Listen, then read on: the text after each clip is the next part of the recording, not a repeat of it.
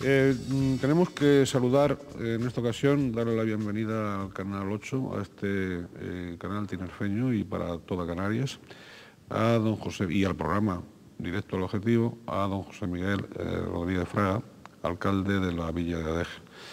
Don José Miguel, bienvenido. Muchas gracias. Estoy encantado yo también de estar aquí.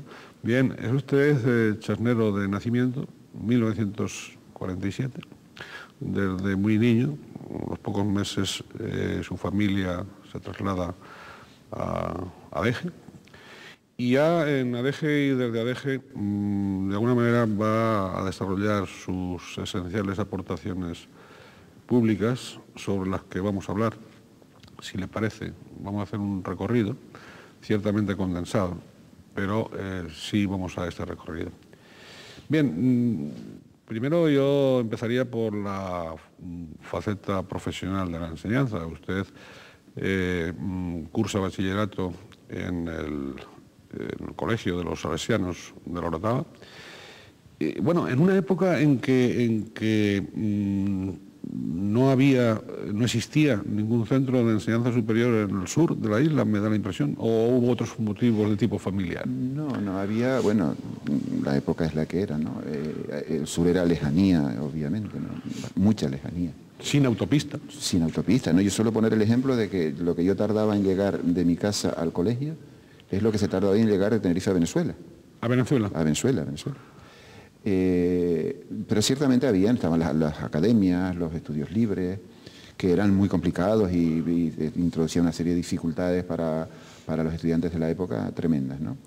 Entonces mi familia, con buen tino, y yo tengo que agradecerlo, decidieron que era mejor realizar los estudios en el internado de la Orotava, con los salesianos, a los cuales yo agradezco también porque yo creo que fueron unos educadores, y son unos educadores coherentes y rigurosos, los cuales a mí, pues de alguna manera, pues me dieron una formación y una orientación en la vida y una preparación no solamente intelectual, sino también moral, incluso religiosa, que desde luego yo estoy agradecido a mis padres por haber tenido haber hecho el gran esfuerzo, porque tampoco es que les sobrara el dinero, fue un gran esfuerzo, y para una gente del sur y de lejanía, más bien preguntando qué hacemos, qué es bueno para el chico, tal, bueno, pues acabamos desembarcando en el colegio de los salesianos, y a partir de ahí pues yo, pues, de alguna manera yo digo, me empezaron a ser persona, o por lo menos lo que yo soy, ¿no? Y bueno, pues en eso me produce un sentimiento de gratitud grande hacia mis padres por el esfuerzo y también hacia los salesianos por la educación. Luego terminé en Santa Cruz también con los hermanos de La Salle, donde desarrollé los estudios de preuniversitario en aquella época, ¿no? Y después ya en la universidad. Preuniversitario, y después viene a la universidad, donde cursa Filosofía y Letras, sí. Se licencia en Filosofía, y a los 28 años obtiene usted la cátedra de Filosofía y pasa a impartir clases pues, en varios institutos, en el de Granadilla, en el Poeta Viana de Santa Cruz, en el Santo Domingo, en Santa Cruz de la Palma, también estuvo.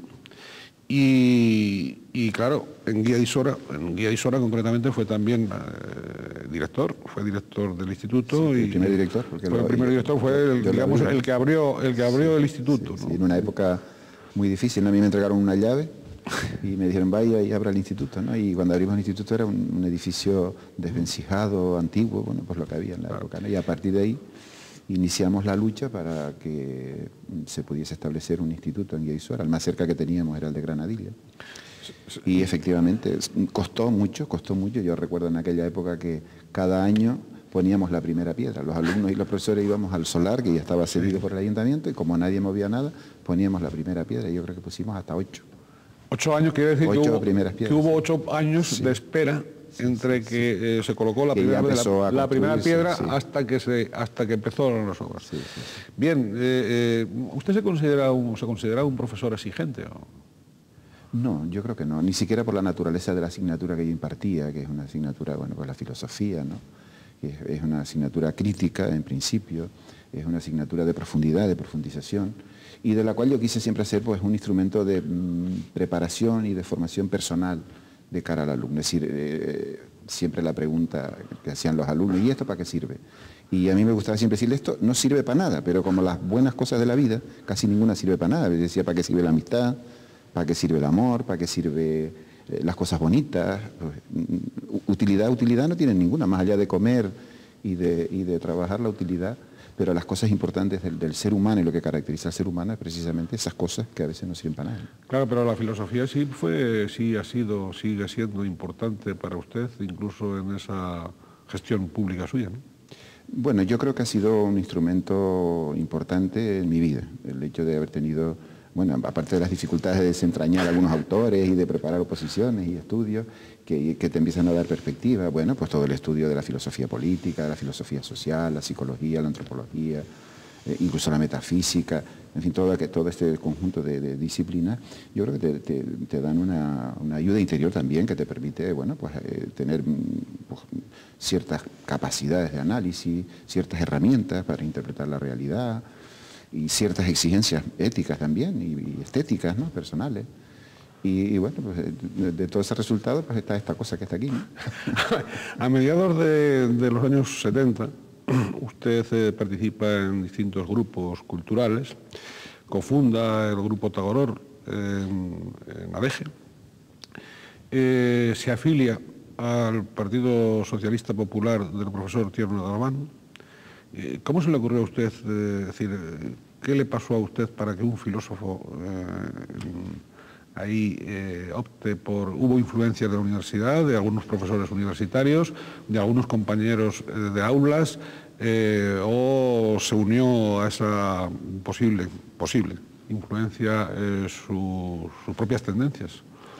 Bueno, yo creo que había un fondo de tendencia, obviamente, ¿no? Digamos que la evolución intelectual y personal a través de la filosofía y en el contexto social en que a mí me tocó vivir, el contexto universitario, que fue un contexto muy crítico, muy contestatario, en una época en que contestatario era decir dos cosas más de lo políticamente correcto en aquel momento, ¿no?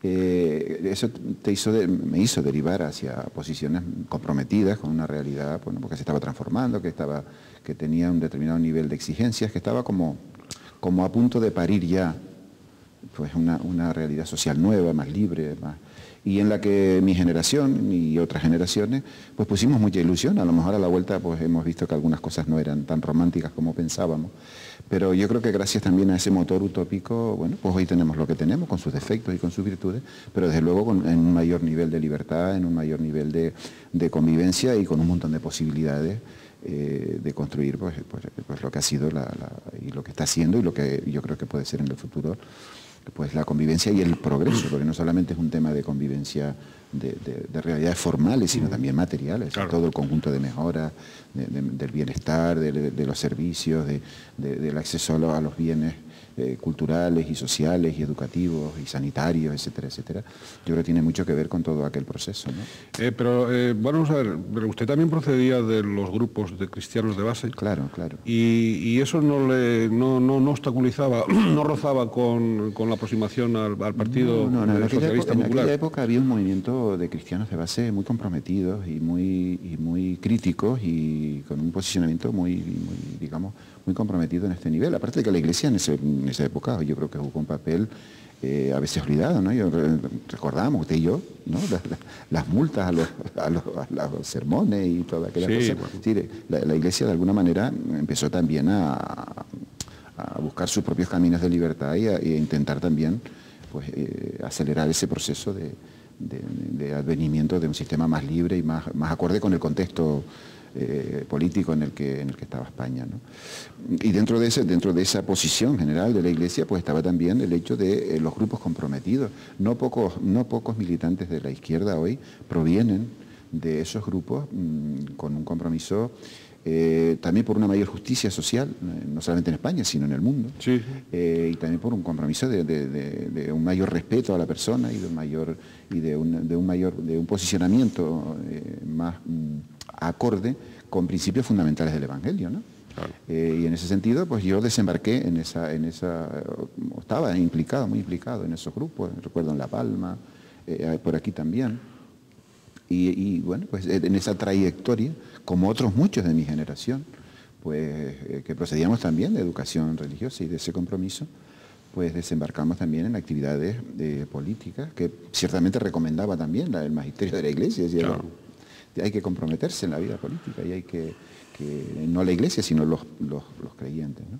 Y bueno, pues desde ahí pues hemos ido evolucionando y hemos ido caminando hasta esta posición que está hoy. En principio no solo ninguna incompatibilidad, sino que yo creo que había pues casi un impulso interior tanto desde el campo de la filosofía como desde ese campo había un impulso interior a recorrer ese camino, ¿no? Sí, la Iglesia continúa, como usted muy bien sabe, continúa invitando a esa participación en la vida pública de los cristianos. Juan Pablo II, muchos de sus escritos insisten precisamente en esa responsabilidad, pero sí ha dado la impresión, claro, debe ser cosa del tiempo, de cómo aquellos grupos de cristianos de base parece como que se han diluido o que han acabado, como usted comentaba, pues incorporándose a partidos, incorporándose a tal, pero faltándoles, digamos, pues yo no sé cómo definirlo, pero sí aquella esencia de renovación, aquella esencia de compromiso y aquella esencia de unidad de vida, ¿no? De unidad de vida entre lo que se piensa, se siente, se cree y lo que se hace. Sí, claro, ha venido la posmodernidad después, ¿no? Y hemos desembarcado en otros posicionamientos, pero ciertamente además aquella urgencia estaba marcada no solamente por la situación nacional de España, sino por un movimiento mundial también, previo al concilio, el posconcilio y después la evolución que ha habido. No, pero yo creo que en el seno de la Iglesia siguen habiendo grupos comprometidos y personas, desde luego personas. A lo mejor hoy en España no hace falta tanto el grupo para esa acción, pero sí que digamos que hay una línea que nutre un compromiso activo y presente que no tiene color.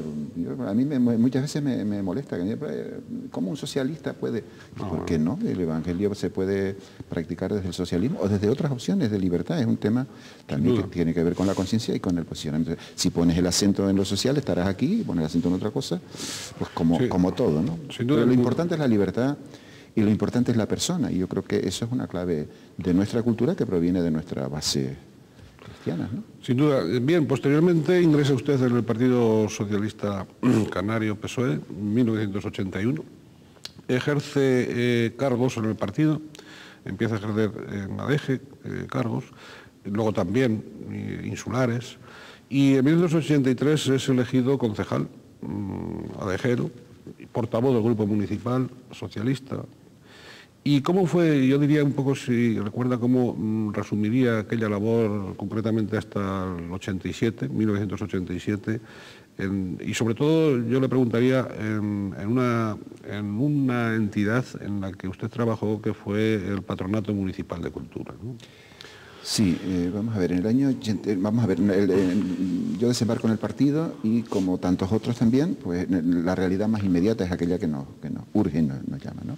Entonces, bueno, pues nosotros percibimos que en el contexto inmediato, en el pueblo concretamente, pues podíamos desarrollar una tarea y bueno, decidimos presentarnos a las elecciones municipales, organizamos nuestra estructura y nos presentamos y obtuvimos un resultado bastante aceptable. De no tener ninguna representación municipal, pasamos a ser la segunda fuerza más votada, ¿no? En aquella época estaba ATI, creo recordar que ya era ATI, sí, era ATI en aquel momento ya estaba fundada. Estaba en aquel momento lo que era Alianza Popular. Que siempre me era APPDPUL, Sí.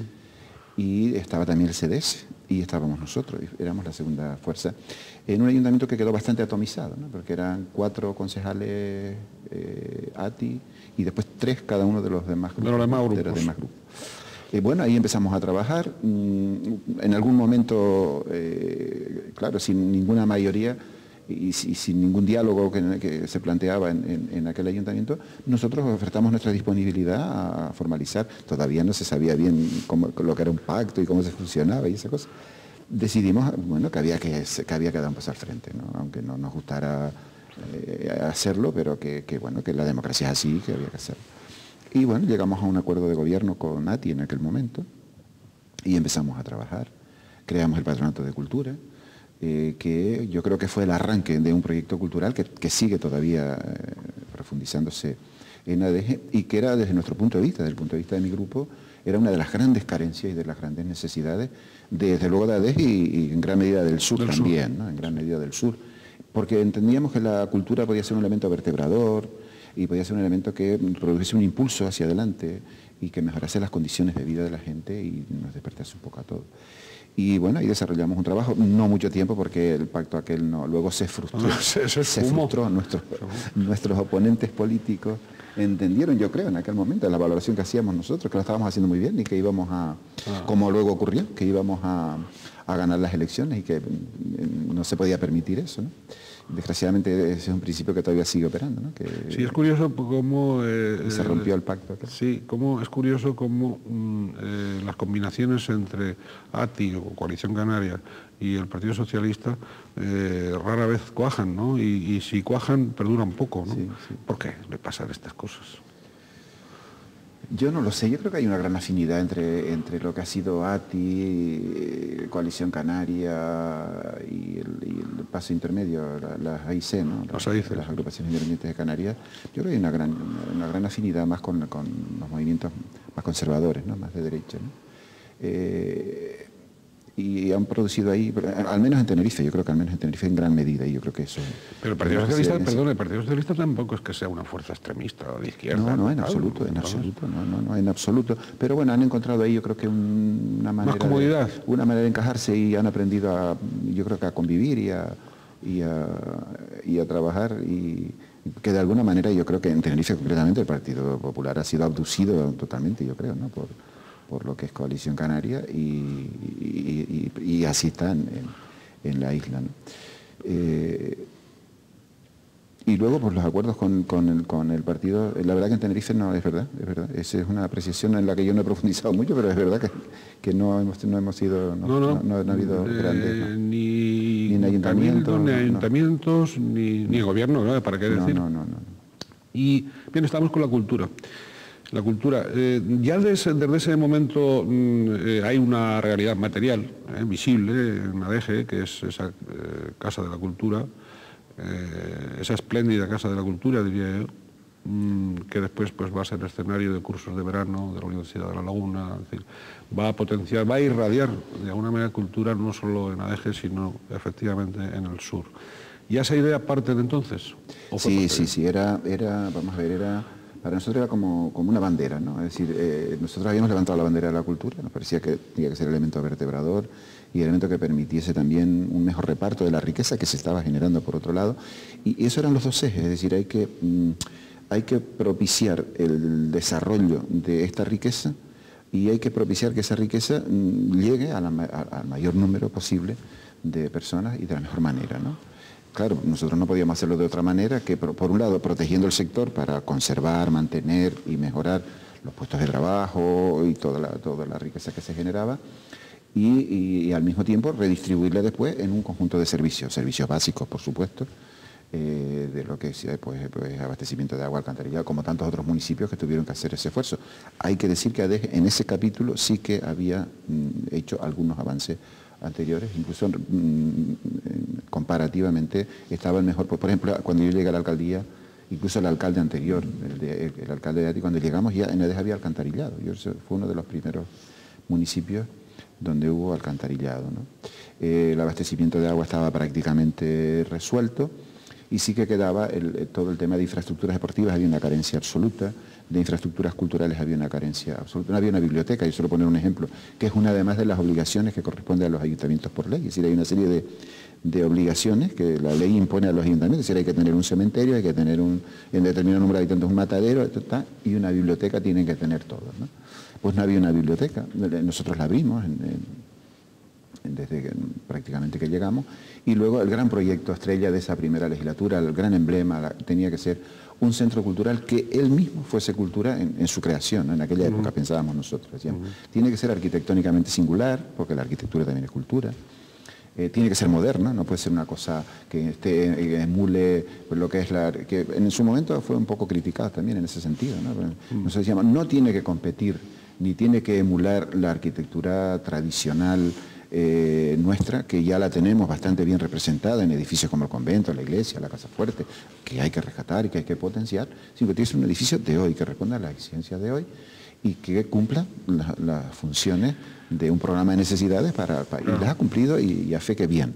Luego, ahora ya contamos con 9 o 10 centros culturales, desde los cuales pues irradia, se le dotó de un contenido, yo creo que ha estado cumpliendo una función no solamente de difusión cultural y de apoyo a la formación y al crear mejores condiciones para el mercado laboral, en temas como idiomas, informática, etcétera, sino que ha sido un eje integrador y vertebrador de un municipio que ha estado sometido a un crecimiento poblacional muy importante y muy plural, ¿no? Claro.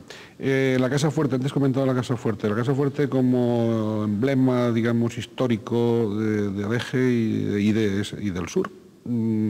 ¿Hay proyectos para perfeccionar un poco? Sí. ¿Y cuándo se van a culminar esos proyectos de la Casa Fuerte, ¿no? Vamos a ver, la Casa Fuerte es un símbolo con su lado oscuro, que la tiene, y mucho, ¿no? Y su lado... el lado oscuro de tratamiento, digamos, a la población, claro, para aclarar a los televidentes, Casa Fuerte pues era, como su nombre indica, como su denominación, corríjame el señor alcalde, pero la casa de las familias poderosas que en ese momento coloniza, vamos a decirlo así, coloniza todo ese espacio y evidentemente también coloniza a la población. Sí. Originariamente y posteriormente. Sí, tuvo duración. Si pasamos de un señorío, claro, una cosa lleva a la otra, ¿no? Nosotros fuimos el segundo municipio con señoríos jurisdiccionales, es decir, los señores de Adeje, que eran los residentes de la Casa Fuerte, de la Casa Fortaleza, tenían poder sobre vida y hacienda, o sea, tenían el poder máximo que se puede tener, que era el de administrar justicia. Podían administrar justicia en su territorio y a sus ciudadanos. Y eso era una cosa tan terrible que hay documentos estremecedores, ¿no? Hay una carta del cura de la época al señor pidiéndole que por favor los castigos públicos no los ejerciese los domingos porque la gente dejaba de ir a misa, porque claro, en aquella época uno se puede imaginar el terror, y además yo creo que lo hacían aposta, ¿no? Claro. El terror que podía suponer pues los castigos públicos que querían además ser ejemplarizantes, ¿no? Y el pobre cura, que la gente no le iba a misa por el miedo que tenía, pidiéndole al señor Márquez hágalo los lunes o los martes, pero no lo haga los domingos. Y luego vinieron ya también, bueno, pues después los grandes propietarios, lo cual supuso, bueno, pues lo que es una gran propiedad y la servidumbre que crea sobre el conjunto de los vecinos. Por eso digo que su lado oscuro y su lado luminoso también, oscuro, porque eso también le dio un posicionamiento, un patrimonio, es decir, una serie de cosas, algo bueno tenía que tener, ¿no? Sí, el lado oscuro que se extiende durante muchos tiempos, durante muchos años, incluso con esclavitud. Con esclavitud incluida. Es curioso como si rememoramos, por ejemplo, al hermano Pedro, la juventud del hermano Pedro coincide con la existencia de esclavos en la Casa Fuerte y además no solo coincide con eso, sino que curiosamente llegan a ser bautizados esos esclavos y eso se toma como una especie de acontecimiento, ¿no? En Adeje, ¿no? Después un hermano Pedro que después evidentemente a esos mismos esclavos en Centroamérica y a todos los no evangelizados va a... Pero bueno, esa es otra historia. Es una historia muy vinculada, porque hay un nexo de unión entre el hermano Pedro y la Casa Fuerte. Su abuelo fue trabajador de la Casa Fuerte, trabajador codificado. Pero hay otro dato que es muy importante también, y que es que el señor de Adeje era también gobernador de Guatemala. No tenemos datos para decir que eso influyó en el que el hermano Pedro acabase yendo a Guatemala. Pero seguramente algo tuvo que ver, porque uno se pregunta, en el siglo XVII, un muchacho de Yasna del sur, o sea, cómo empieza a pensar en irse, y con la finalidad que él quería irse, porque claro, él no quería irse a ponerse rico, sino él quería desarrollar una vocación a la que se sentía llamado. Y tal. Entonces, pudiera ser que hubiese alguna relación ahí entre esa presencia en Guatemala y también, bueno, pues la relación que hubo entre la Casa Fuerte y el movimiento con América, ¿no? Que incluso las alianzas del señor con los piratas y con Hawking. Bien, todo es historia y de luego siempre la investigación histórica es uno de los atractivos que están ahí pendientes de averiguar. Bien, pero hablábamos de sombras y hablábamos de luces, como siempre pasa en la historia. El proyecto es que yo creo que hay que rescatar, ese ciertamente es un símbolo, desde luego desde el punto de vista arquitectónico singular, hay que tener en cuenta que se quemó. ardió en este siglo 2 veces, y lo que queda es prácticamente pues una especie de ruina, ¿no? Y algún elemento añadido que sobra y que habría que profundizar. Y en ello estamos. Lo que pasa es que el nivel de crecimiento y de desarrollo que ha tenido el municipio nos ha llevado hacia prioridades en el sentido de que la Casa Fuerte está protegida, es decir, ahora mismo es un bien de interés cultural, con lo cual no se puede hacer nada, ni se puede enajenar, ni se puede hacer nada. Y ¿es propiedad del ayuntamiento? No, no es propiedad del ayuntamiento. Tiene un problema en cuanto a interlocución de propietarios, y es que son muchísimos propietarios, porque la herencia se ha diversificado, y entonces hay un montón de ramas ahí con las que habría que llegar a un acuerdo. Hemos iniciado diálogos y hemos estado y estamos en ese diálogo, y desde luego yo no renuncio a que ese bien pase a propiedad del pueblo y se convierta en un recurso también cultural, turístico, histórico. Es singular en la isla de Tenerife, yo no conozco otro caso, ¿no? Y yo creo que ni en Canarias, por lo tanto valdría la pena hacerlo. Pasa que digamos que el planteamiento es, bueno, la Casa Fuerte está ahí, no está en riesgo, porque bueno, está arruinada ya, o sea, tampoco se puede arruinar mucho más. Y en cambio sí que hay otras urgencias que si no las atendemos ahora mismo se nos pueden ir de las manos, ¿no? Algunos desarrollos urbanísticos, caso del Galeón, por ejemplo, que era un desarrollo en el que nosotros si no interveníamos rápidamente, comprándolo porque esto es difícil que la gente lo entienda. El alcalde permite las grandes con las construcciones. No, la gente tiene que saber que cuando hay un planeamiento y está aprobado, y nosotros teníamos un planeamiento en el año 82, eso genera unos derechos y eso hay que hacerlo, ¿no? Entonces, la única posibilidad que tiene un ayuntamiento es comprar ese terreno y gestionarlo él mismo, cosa que hemos hecho. Por poner un ejemplo, ¿no? Hemos hecho algunas otras actuaciones, pero esa es la que me parece más espectacular. Hemos comprado todo ese suelo, hemos reducido la edificabilidad a la mitad, hemos introducido unos parámetros urbanísticos y estéticos a la medida nuestra, y la hemos puesto en el mercado, y yo creo que se ha producido un desarrollo allí que hoy es, bueno, yo creo que bastante aceptable, muy, muy aceptable, y desde luego de no haberlo hecho, aquello se hubiese convertido en una cosa desastrosa, ¿no?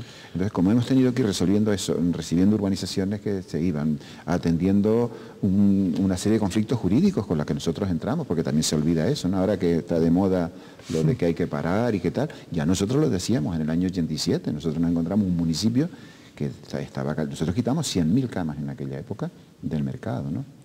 En 1987. 1987. Que es cuando usted accede a la alcaldía, sí. Es decir, pasa de 3 concejales pasamos a 6. Y entonces se convierte en alcalde. Con el apoyo en aquel momento del CEDES. Sí, y continúa de alcalde, bueno, ya en el 2003 revalidado en las urnas con mayoría absoluta. ¿Cómo se encuentra, qué ha pasado con un municipio que usted pasa a ser alcalde hace 16 años, con el de hoy, en el que por encima de los 30.000 habitantes y posiblemente, usted me corrige, más de 100 nacionalidades? Usted tiene con vecinos de más de 100 nacionalidades, Sí. ¿Es así? Sí. ¿Qué ha pasado estos 16 años? Bueno, ha pasado que ha habido un crecimiento espectacular en el sur, que no es el que hubiéramos querido que hubiera sido más atemperado, pero es que esos procesos son como son, y uno lo que puede hacer es reconducirlos, reorientarlos. No hay los alcaldes ni nadie, ¿no? Ni los ayuntamientos, ni las corporaciones, ni siquiera los gobiernos tienen todo el poder para controlar procesos hasta más allá de un cierto límite, ¿no? Más allá de un cierto punto, ¿no? Entonces, claro, ahí se produce todo este movimiento, todo este crecimiento. Y claro, nos convertimos en un polo de atracción de inmigración que viene pues a trabajar en gran parte del resto de la isla. Todavía nuestra comunidad mayor de inmigrantes son de la propia isla y de la propia Canarias, es decir, el bloque más numeroso proceden de los municipios del norte, de la Isla Baja, etcétera, ¿no? Y luego ya peninsulares, y ya se va diversificando, y la última generación, que son ya los inmigrantes pues sudamericanos, magrebíes, etcétera, ¿no? Bueno, pues con todo eso se ha construido un municipio, bueno, pues con sus luces y sus sombras también, al que nosotros pues hemos intentado siempre, como yo creo que corresponde a un político, anticiparnos a las consecuencias de lo que está ocurriendo para tomar las medidas que se pueden tomar, porque yo no puedo decir a la gente no venga usted, váyase no sé qué, además porque son necesarios, porque se generaban los puestos de trabajo y había que atender a esos puestos de trabajo. Básicamente yo creo que Adeje es un municipio que dentro de ese proceso y con sus sombras también, yo creo que se ha desarrollado con un cierto nivel de armonía, tanto física en cuanto a lo que es el crecimiento, en cuanto a lo que es el crecimiento, digamos, urbanístico, que se critica mucho aquí, porque yo cuando me doy las vueltas por aquí, incluso por esta zona por la que nos hemos movido, y me comparo, como decía San Agustín, si me miro, hombre, me encuentro, pero si me comparo, pues tampoco está la cosa como tan mal, ¿no? Yo creo que se ha desarrollado con una cierta armonía y hemos intentado que esa armonía fuese también social. Y en alguna medida, y dentro de lo que se puede conseguir en un proceso tan complejo y tan rico y tan difícil como este, en el que casi nadie puede saber el resultado final, pues bueno, con ese proyecto cultural, con una serie de iniciativas que hemos ido desarrollando, con la implicación también en las entidades urbanísticas, yo creo que hemos logrado un cierto nivel de armonía que ahora tenemos el reto de seguirlo profundizando, seguirlo aumentando. Sí, ¿no? supongo que a usted le molestará, le molestará a veces esa imagen estereotipada, esa imagen tópica que desde otros ámbitos que no son los del sur, pues se califica ese sur como una zona propicia, un territorio en el que prolifera la ley del más fuerte, la existencia de mafias, los pelotazos, unos patentes, otros ocultos, la inseguridad cívica, las corrupciones, es decir, como una imagen, digamos, de inseguridad y de caos, ¿no? Es decir, supongo que a usted le molestará eso. Me molesta mucho, porque, sobre todo porque implica una agresión y un desprecio a una zona de la isla que está aportando a la riqueza de la isla y de la región mucho, podríamos decir todo, porque de no ser hoy el sector turístico, cualquiera que tenga dos dedos de frente que se ponga a pensar qué sería de nosotros hoy. O sea, estaríamos, ya para Venezuela no podemos ir, es decir, nuestros abuelos y nuestros padres se iban a Venezuela, nosotros ya para Venezuela no se puede ir. Yo no sé qué hubiera sido de nosotros. Yo creo que eso ha sido una buena cosa. Yo creo que Canarias, por el desarrollo turístico, y Tenerife concretamente, y desde luego mi zona, indudablemente, está viviendo su mejor época en cuanto a distribución de la renta, en cuanto a posibilidades de futuro para la gente joven, en cuanto a puestos de trabajo, en cuanto a posición en el contexto insular. Y yo creo que eso es muy importante. Y esa aportación que estamos haciendo al conjunto de la isla, que nos ha tocado, pero tampoco yo soy de los que dicen, es que hemos apostado por un modelo, aquí nadie ha apostado por un modelo que nadie se ponga medalla. Aquí hemos tenido la suerte, entre comillas, de que determinados señores vieron la posibilidad de un desarrollo turístico y empezaron a trabajar, y eso ha ido creciendo, y algunos hemos intentado acompañar ese proceso e intentar minimizar los efectos negativos y potenciar los efectos positivos, como ocurre casi siempre en un proceso de desarrollo económico. Y si hoy estamos debatiendo, y a mí me parece muy bien, ese modelo, es porque ya está creado y porque ya está ahí, porque se ha generado la riqueza suficiente para que podamos debatirlo. Que eso también se suele perder de vista. Claro. Se suele perder de vista. Modelo que no siempre obedece a las propias iniciativas, sino que a veces viene impuesto por las circunstancias y por... Absolutamente, absolutamente. Y además a veces con desenfoques que crean una confusión en la opinión pública tremenda, ¿no? Es decir, es que un alcalde, pues si yo quiero un desarrollo turístico, pero los alcaldes no hacemos desarrollo turístico, ni los ayuntamientos, ni los gobiernos, ni las administraciones no construyen hoteles. El ayuntamiento lo más que puede hacer en un momento determinado es crear un marco, a ver si alguien viene e invierte y pone un hotel encima. Luego eso trae un montón de beneficios y algunos prejuicios también que hay que asumir y que hay que corregir. Y yo lo que digo es, hay que estar atentos a los problemas que se nos generan, como se habla de inseguridad, de pelotazos, que yo creo que la época, también es verdad que los estereotipos se prolongan en el tiempo. Yeah. Y yo creo que la época de los pelotazos en el sur está bastante superada. Yo creo que hubo un momento en que sí, efectivamente, había un pelotazo, claro, se compraban, los bancos facilitaban mucho, en fin, se producían unos procesos. Yo creo que hoy se genera riqueza, pero ya es una riqueza más estable, hay un empresariado que ya de alguna manera se ha establecido, ya no hay tantos aventureros. Alguno todavía. ¿Alguna mafia todavía existe? Y habrá alguna mafia, sí, pero ya se va consolidando un grupo empresarial de cierto nivel, ya hay presencia de los grandes empresarios del turismo internacional, nacional e internacional, y todo eso va creando también un nivel de estabilidad y de consolidación del proceso que yo creo que es digno de tenerse en cuenta también añado que sin olvidarnos de que hay que cuidar también los otros aspectos. Pero lo triste de este caso es que eso se provoca como una especie, ese estereotipo provoca una especie de rechazo y una especie de trivialización y de criminalización del sur y de su sector turístico más importante y por ende de un conjunto de canarios y canarias que vivimos en ese territorio, que han vivido nuestros abuelos, nuestros padres, y que nos sentimos vinculados y que queremos ese territorio, y que hemos visto la pena y la angustia y el abandono que hemos sufrido en épocas pasadas, y la dependencia tremenda, y la total lejanía de lo que era la cultura, la universidad, la educación, la sanidad, donde ahí la gente se moría, donde era una tierra... entonces era mucho más perverso aquel sistema, que este de hoy nos da la posibilidad incluso de hacer este análisis, de decir hay que reconducir este proceso. Yo lo único que pido, y tengo que levantar esa voz permanentemente, yo no digo que haya que seguir desarrollando, yo soy de los que creo que hay que controlar ese proceso, pero que no se olvide que si hoy estamos hablando de controlarlo es porque está desarrollado, porque tenemos las capacidades y las potencialidades económicas suficientes para hacerlo. Y digo más, que se haga en positivo, para sacar todas las posibilidades de nuestro sector estratégico económico, que no tiene alternativa.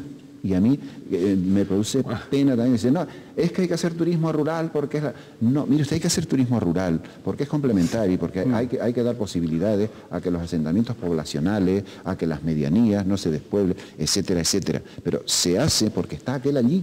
Claro, o sea, el turismo rural solo hoy no sería una alternativa, en casi ningún lado lo es, si es siempre un complemento a una actividad económica agraria o de otro tipo, que hoy está tocada por las circunstancias geopolíticas, por nuestra posición en Europa, en fin, por circunstancias que no controlamos ni nuestro gobierno, ya ni siquiera ni nuestro gobierno de España, ¿no? Nuestro gobierno nacional. Entonces, cuidemos nuestro sector estratégico, que además es un sector bueno. Es un sector que nos propicia desarrollo cultural, mejoras políticas, mayores niveles de libertad, porque los turistas quieren ir a sitios seguros, a sitios consolidados políticamente, donde hay tranquilidad, a sitios civilizados, donde hay cultura, donde se cuida el patrimonio histórico, el patrimonio cultural, el patrimonio gastronómico, el patrimonio natural. Y esas posibilidades nos las da el turismo. Aprovechémoslo en positivo. Seamos críticos, pero en positivo. No agrediendo a una zona y criminalizando a una zona. Y olvidándose de que yo a veces hablo con gente de aquí, del área metropolitana, y me dicen, no, yo es que allí solo voy en Semana Santa o en verano, y no conocen nuestros pueblos, donde hay gente que vive, que hace cultura, que ahora en Navidad hay una gastronomía propia, que hay villancicos, que no sé, lo que es la vida, lo que es. Oiga, cultura propia. Con este dato sociológico, real, humano que tenemos, que tiene usted como alcalde en Adeje, personas de tantas nacionalidades, hemos hablado de más de un centenar. Estas nacionalidades, estas personas de todas esas nacionalidades van integrándose en un concepto, o ese es uno de los retos a considerar por parte del alcalde, de la corporación, van integrándose en la idiosincrasia del sureño, del adejero, del sureño, o ahí puede al final salir un tipo de sociedad desvertebrada absolutamente, donde la canariedad se nos escape y se quede solo como un recuerdo vago, nostálgico, porque yo supongo que ese es uno de los problemas que tiene usted, ¿o no? ¿O me equivoco? Ese es un gran problema, yo creo, del mundo occidental, es un gran problema de España, es un gran problema de Canarias, es un gran problema de Tenerife y desde luego un gran problema del sur. Porque, claro, no podemos descontextualizar el problema. Por supuesto. Ese no es un problema exclusivo del sur ni de Adeje, eso está padeciendo Madrid, lo está padeciendo. ¿Qué es lo que ocurre en zonas como Adeje o en zonas como el sur de Tenerife? Hay niveles. Por ejemplo, se integra más fácilmente el vecino de Buenavista, que se desplaza a Adeje a trabajar y acaba construyéndose su vivienda, porque está en la onda, digamos, ¿no? Claro. La canariedad es la misma, los matices son los mismos, si acaso se siente un poco a lo mejor desenraizado de lo que es su pueblito, pero no de su territorio fundamental. Los ciudadanos de otras comunidades autónomas peninsulares se integran también, bueno, pues no ya en términos de canariedad, pero bueno, en términos de lo que es una base cultural. De españolidad. Y de una base cultural común en la que nosotros podemos asumir, bueno, pues expresiones culturales como pueden ser las andaluzas o las gallegas o las valencianas, en fin, etcétera, ¿no? sin grandes traumas. Y en ese sentido estamos trabajando. Nosotros tenemos programas que intentan, pues, y que enriquecen, yo creo. Eso puede ser muy enriquecedor y puede ser muy bueno. Todo eso está también después atravesado por una dinámica que es la contemporánea, ¿no? Que es el mundo de la aldea global, el mundo de las comunicaciones y todas las transformaciones que eso está produciendo, incluso en nuestros comportamientos culturales tradicionales, que duda cabe que eso está teniendo una incidencia cuya anticipación todavía yo creo que no podemos prever con gran precisión. Lo que sí estamos todos es muy comprometidos y trabajando para que no se pierda. Y luego hay otro sector cuya integración es más difícil, que son aquellos que proceden de otras culturas y que se están integrando, ¿no? Culturas musulmanas, sí. Eso, por ejemplo, en los colegios puede crear problemas. Eso en los colegios puede crear problemas. Los niños. Yo creo que tenemos que empezar a tener capacidad de respuesta. Es decir, no podemos instalarnos en un relativismo moral posmoderno y decir, bueno, como su cultura es que se mutilen a las niñas, pues nosotros vamos a respetar que se mutilen a las niñas o que vayan con un velo o no sé qué. Pues yo creo que no, yo creo que los derechos humanos tienen que ser un consenso universal y tenemos que decir, mire usted, yo le respeto a usted su cultura y usted coma lo que quiera y baile como quiera. Ahora, usted no me mutila niña. Usted no me utiliza cosas que me generen crispación social y que me creen problemas. Usted tiene que integrarse un poco también. Y usted no puede utilizar, o sea, no se pueden utilizar nuestros propios valores y nuestros propios principios para tirárnoslos a la cara y volvernoslos en contra de nosotros mismos. Es decir, hay que aceptar determinado tipo de comportamiento. Luego tenemos todo el área importante también de ciudadanos sudamericanos, que son necesarios y que están viniendo. El problema es que yo creo que están viniendo de manera descontrolada y que están creándonos algunos problemas. Por ejemplo, la demanda de servicios viene con unos niveles de exigencia que también habrá que ponerlos en su sitio y decir, oye, un momento. ¿No? Es que en los centros de salud, en determinados sitios, pues nuestra gente se retira, porque además como nosotros somos así, de buenos y de generosos, y yo no quiero que se cambie esa actitud, no quiero que esa forma de ser de mi gente se cambie, no provoquemos la situación de que se cambie. Entonces están provocando una presión tremenda sobre los servicios que, bueno, pues que lo hace más difíciles y que puede crear también... ¿Se creen con más derechos? Yo creo que se creen con más derechos, yo creo que no tienen clara en nuestras claves, a veces habrá que explicarles también y decir, mire usted, en estos países generamos muchos derechos, pero también muchas obligaciones. ¿Sabe usted? Y hay que cumplir unos horarios, y hay que ir al trabajo, y hay que mantener ciertos niveles de coherencia, en fin, hay que mantener una disciplina también, así que aquí no todo es exigir derechos. No todo es jauja.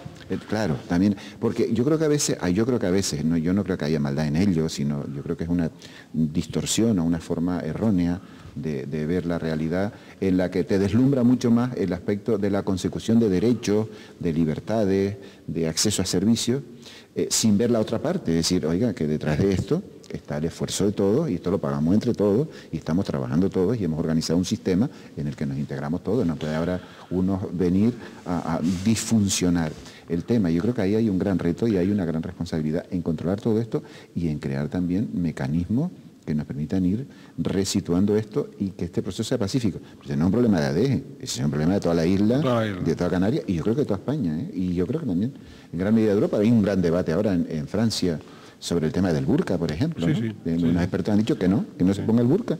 Claro. Que eso crea crispación y que ya va bien de ese relativismo moral de que aquí cada uno...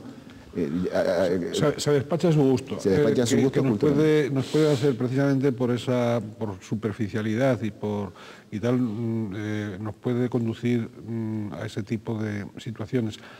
Antes hablaba usted de que el año 87 de alguna manera impide la instalación de unas 100.000 plazas hoteleras en ADEGE.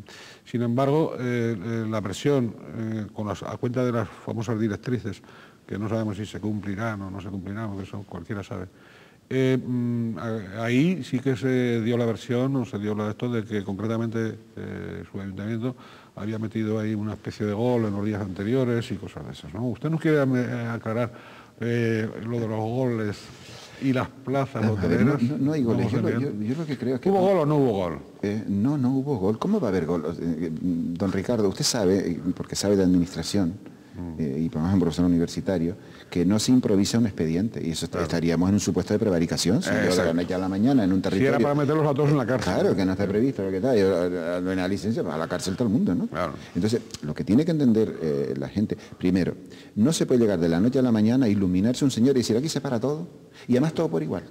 Primero. Sí. Segundo, generar un discurso de crispación innecesario, metiendo en el mismo saco municipios que querían calificar territorio para hacer desarrollos turísticos, legítimamente, con municipios que tenían ya terrenos calificados, con derechos generados, como decíamos antes, porque si usted tiene un solar y puede poner sobre él una casa, yo no puedo llegar y decirle que no.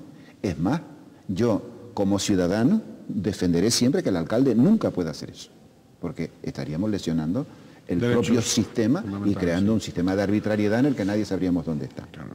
Entonces no se puede meter en el mismo saco un señor que está diciendo, a mí me gustaría calificar unos terrenos para tal, con un señor que ya tiene en proceso la calificación, con un señor que ya tiene cerrada la calificación, con un señor, como el caso nuestro, que tiene cerrada la calificación, cumplidos los deberes urbanísticos, porque el promotor tiene que urbanizar, poner el agua, la luz, y te encuentras con un señor que tiene una parcela con las calles, las luces, los jardines, todo puesto, que te ha pedido la licencia, que tú tienes el informe positivo de la licencia, que la tienes previsto para llevarlo a la Comisión de Gobierno el jueves, pero el martes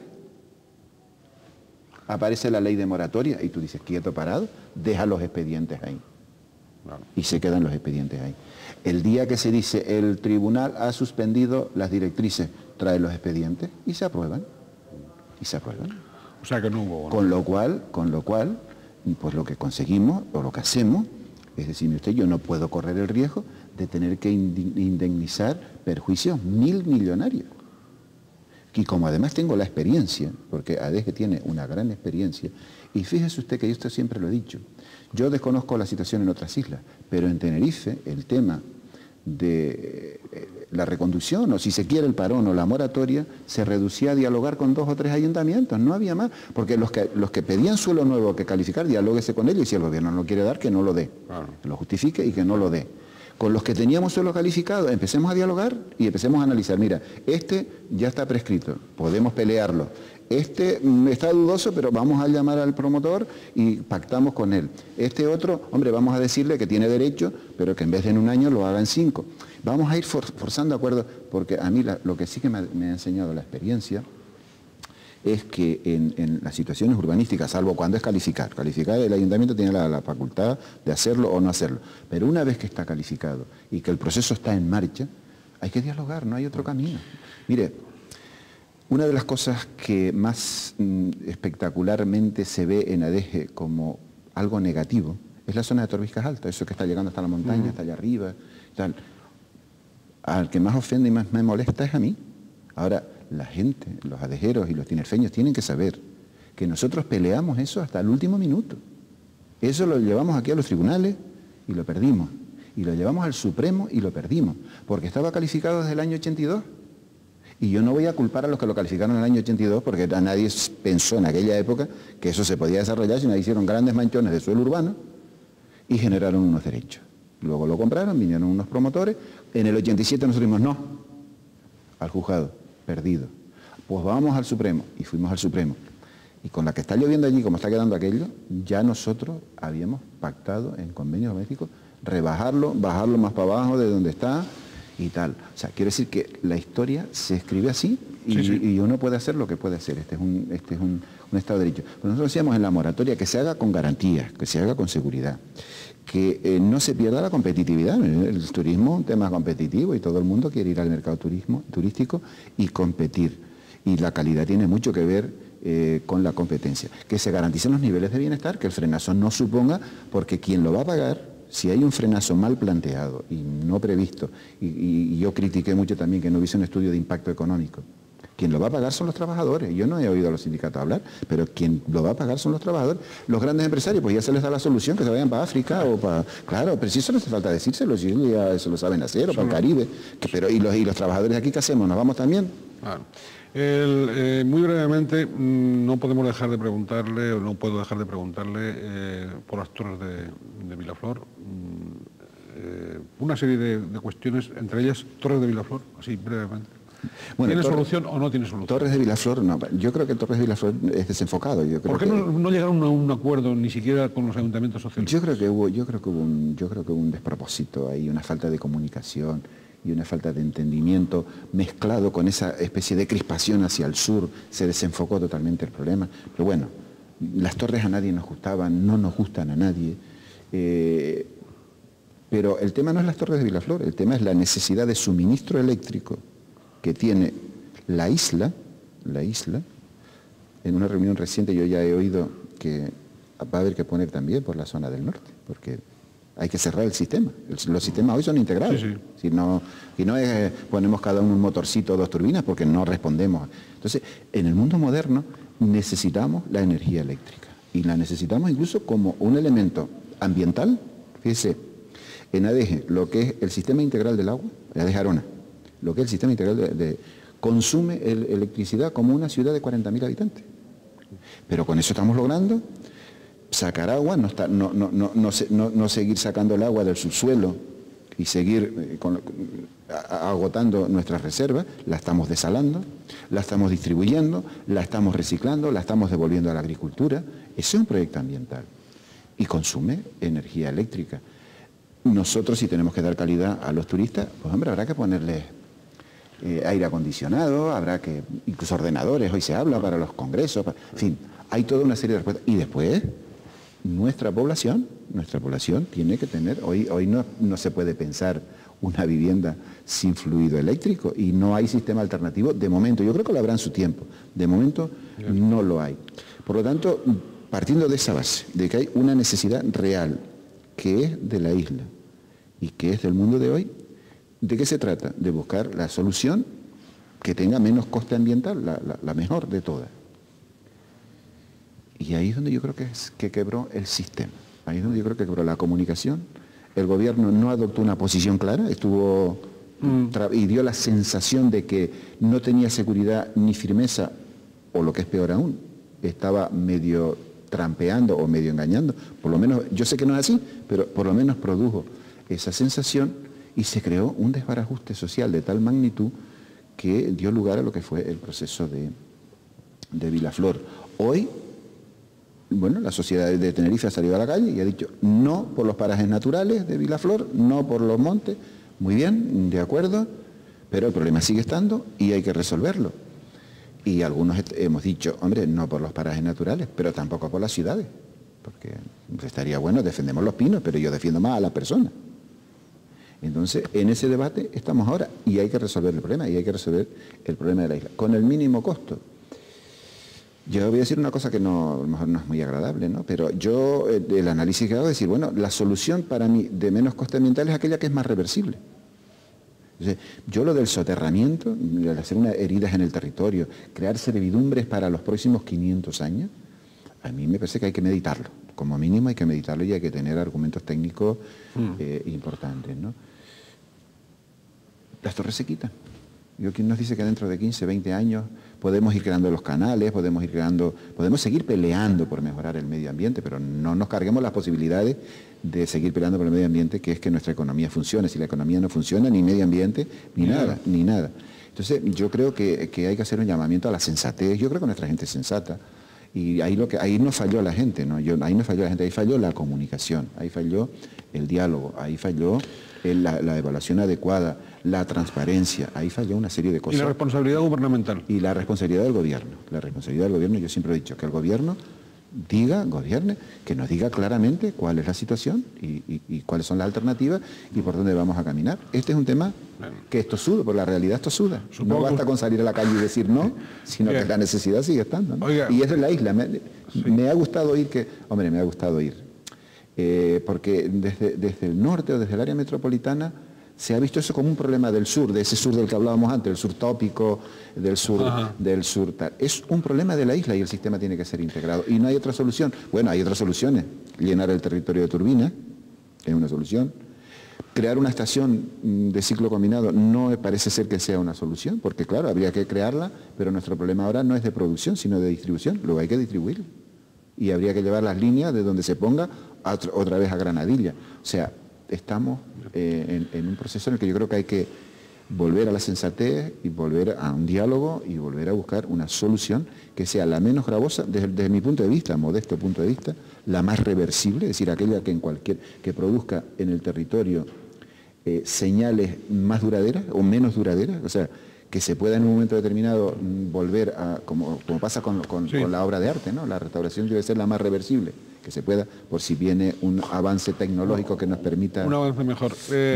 Supongo que usted es absolutamente decidido por el puerto de Granadilla.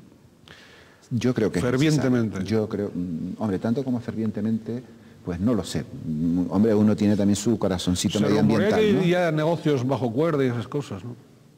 No entiendo. Sí, que a cuenta del proyecto del puerto de Granadilla, ya el rumor, no sé si en el sur, pero sí en el área metropolitana, el norte tal, de que hay negocios... Hay intereses.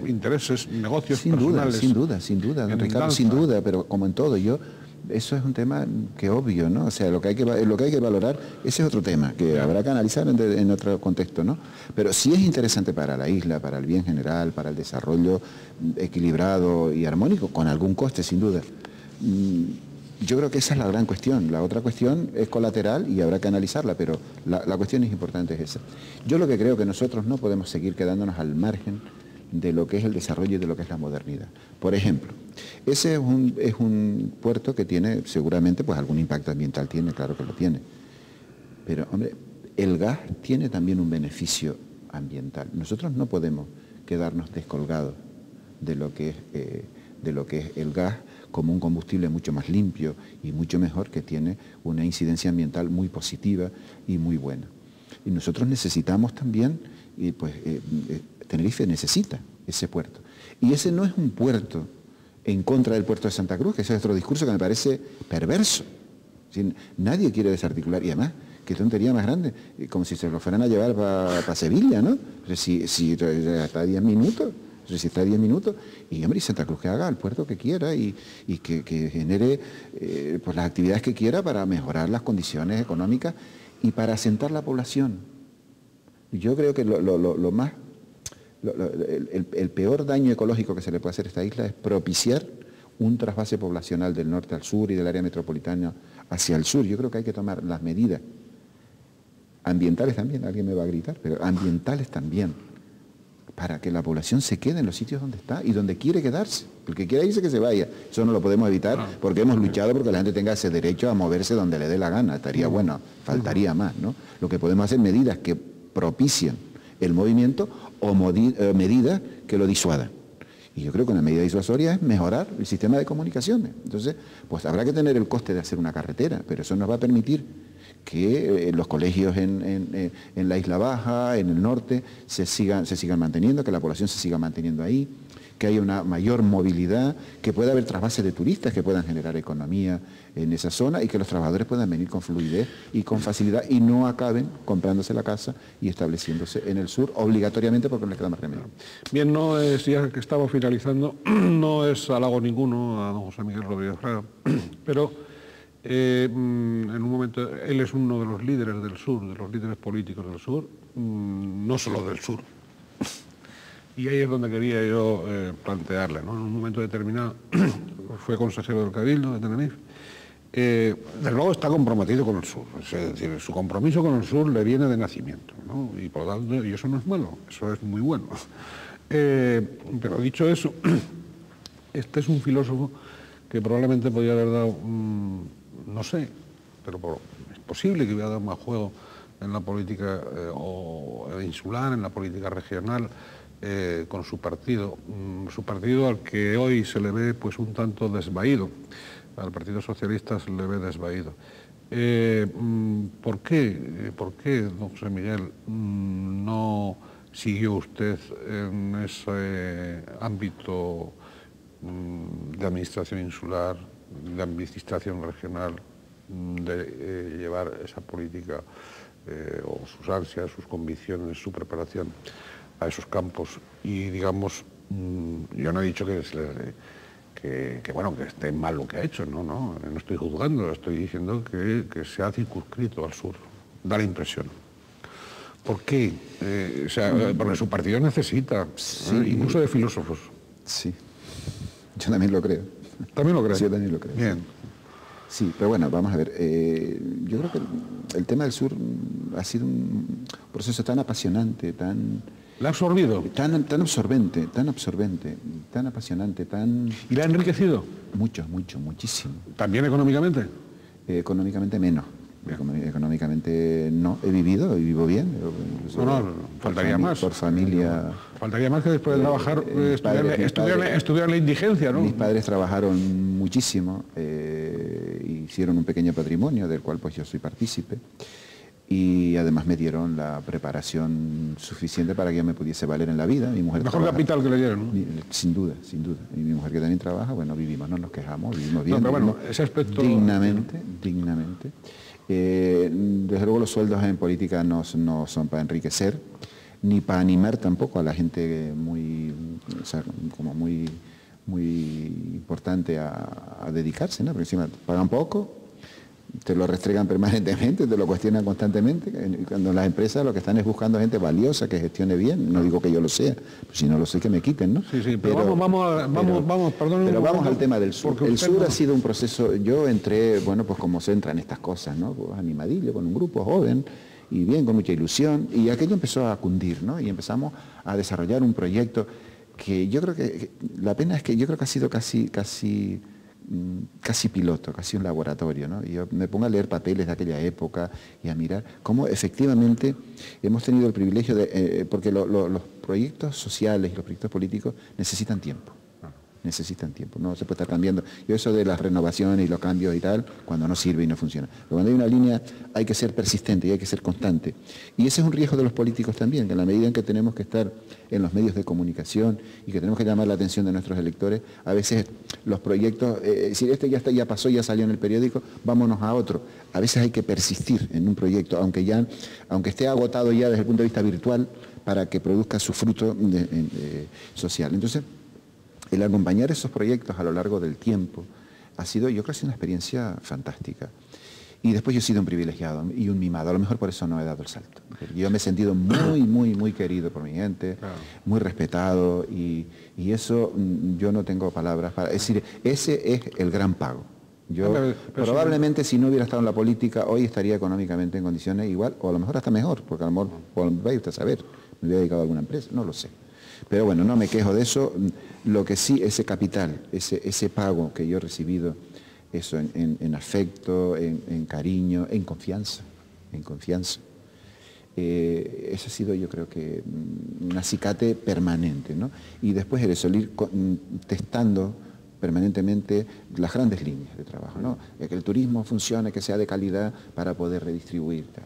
Que ahora nos hace falta la línea de formación, que es estratégico para conseguir un turismo de calidad, para que nuestra gente se incorpore en las mejores condiciones. Hay que acompañar ese proceso y hemos ido y estamos ahora para poner en marcha ese procedimiento. Que hay que sacar a los jóvenes de los ambientes perniciosos, hay que establecer cursos, hay que establecer campañas deportivas, hay que establecer bandas de música, hay que establecer grupos de folclore, hay que establecer todo lo que se pueda para que nuestros jóvenes se desarrollen de la forma más saludable posible. Y hay que reforzar la seguridad. En buenos ambientes. El tema de la seguridad, yo creo que hemos hecho un buen trabajo ahí también. Bien. No es perfecto, porque no hay nada perfecto. Todavía hay inseguridad. Pero hemos hecho un buen trabajo ahí, creando una policía, pues claro, hay que tener en cuenta lo que ha sido ADEGE. Hay datos que son espectaculares. Yo cuando llegué había 11 policías y un coche. Hoy somos casi 130 a 120 policías, con una estructura funcionando, gente preparada, gente joven, de lo que yo me siento francamente orgulloso y contento. Insisto, no es el paraíso terrenal, pero con los que... Y eso exige un esfuerzo enorme, es decir, eso no sí, pero eso exige un esfuerzo permanente de cercanía, de acompañamiento, de trabajo, de ir corrigiendo, de ir animando, de ir creando un discurso en el que se va incorporando la gente, de ir recogiendo de los otros también ese discurso. Entonces, yo creo que todo eso me ha absorbido enormemente y yo estoy contento y satisfecho. No me ha faltado oportunidad si hubiera querido dar el salto. Pero también se lo voy a plantear, se lo voy a plantear de otra forma. Usted aunque usted no lo reconozca, es de los varones con B. Y en su caso también de los varones con V. No lo diga mucho que luego es peor. Un momento. De los varones con B. Partidos terribles. Escuche, de los varones con B.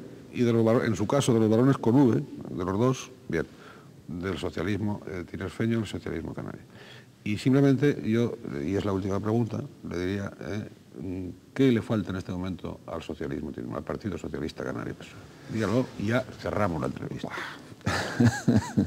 Hombre, vamos a ver, yo creo que el partido necesita armarse de un discurso que dé respuesta a las necesidades actuales de esta sociedad. Y yo creo que el partido tiene cultura suficiente, tiene capacidad suficiente para hacerlo y tiene que salir un poco de un nivel de resignación y dar un salto hacia adelante para generar un discurso, pero no el discurso de un grupo marginal, que no lo somos.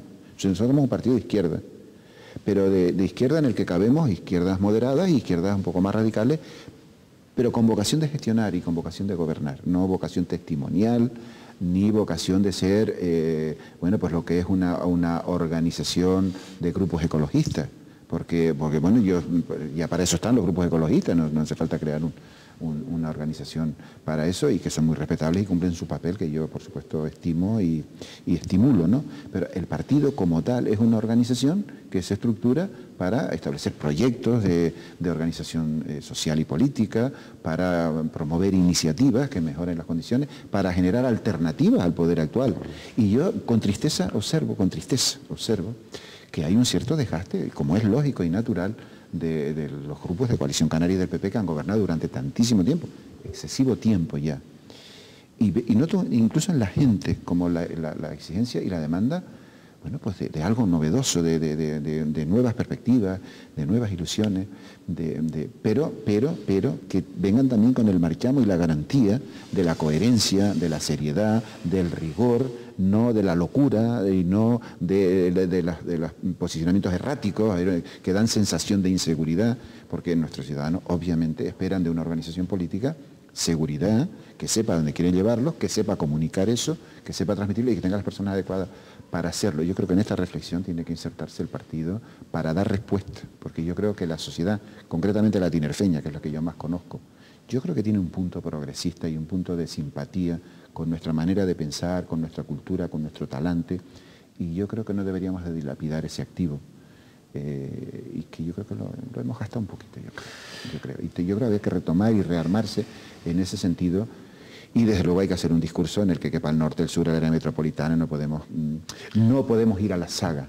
de una organización como Coalición Canaria, que por su definición pues tiene que un poco jugar con distintos niveles territoriales. Nosotros somos un partido, si se quiere, más global y más de ideas, ¿no? Más de ideas y más de proyectos. Y por ahí tendremos que caminar, creo yo. Muy bien, pues vamos a ver cómo van los caminares y queremos agradecerle muchísimo, acabamos esta entrevista, agradecerle su presencia, sus palabras en Canal 8, en directo al objetivo, a don José Miguel Rodríguez Fraga, alcalde de Adeje, padre de 3 hijos, hombre de familia, filósofo, iba a decir, pero eso sería una barbaridad, filósofo perdido, pues no es ningún filósofo perdido. No, Platón decía que ha aplicado la filosofía. Que la sociedad era mejor cuando luego a él no le dio resultado, que los filósofos fuesen gobernantes y los gobernantes filósofos, ahí se equivocó, ¿no? Pero bueno, esa invitación de Platón es digna a veces incluso mejor que los filósofos gobernasen. Ya no se equivocó, digo, a la vista. Yo no soy filósofo. A la vista de algunos gobernantes. Profesor de filosofía. Profesor de filosofía, sí, pero para ser profesor de filosofía es necesario filosofar. Bien, pero no vamos a seguir en esa línea, porque ya se acabó la entrevista. Muchísimas gracias, don José Miguel Rodríguez Fraga. Canal 8 también es sur, también es del sur. Es del norte, es de la área metropolitana, es de Tenerife, es del archipiélago. Muchísimas gracias por su presencia y muchísimas gracias a todos ustedes que han seguido esta entrevista.